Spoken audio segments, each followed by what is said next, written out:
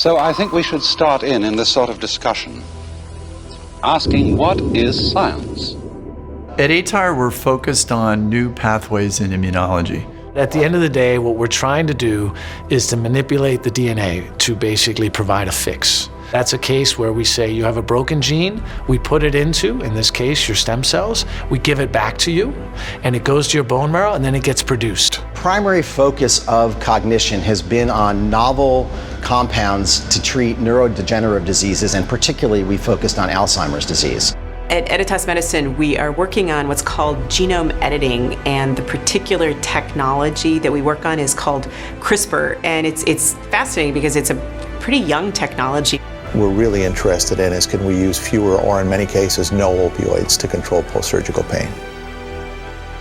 We are famous for zinc finger gene editing, but we're expanding what we do to include both gene editing, gene therapy, cell therapy.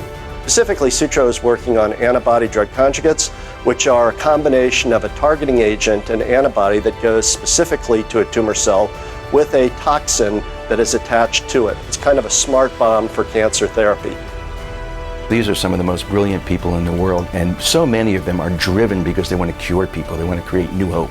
There is a growing amount of evidence that the operating room is the gateway to the opioid epidemic. If you could make a local anesthetic last longer, that would be a huge advance in patient care.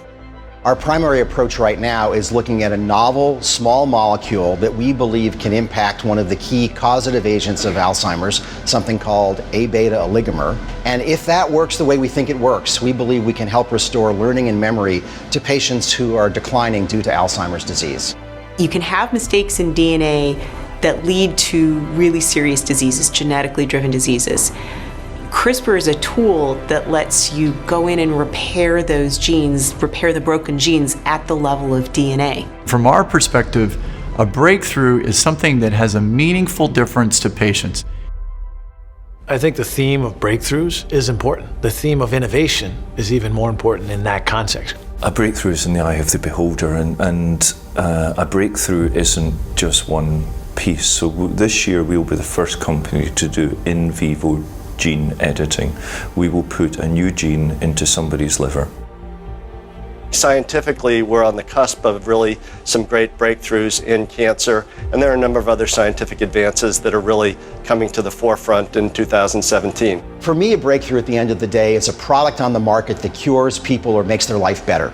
Every day and every week, there's something that comes up where we look at one another and we say, well, nobody's ever done that before. So not just have we not done it, nobody's ever done it. You're doing something no one's done before against all the odds, and your hope, your expectation is success. If this works, this is one of those holy cow moments.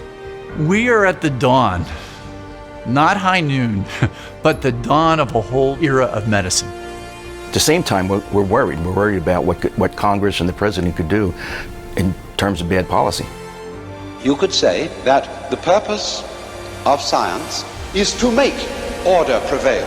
This is the future of science in our lives.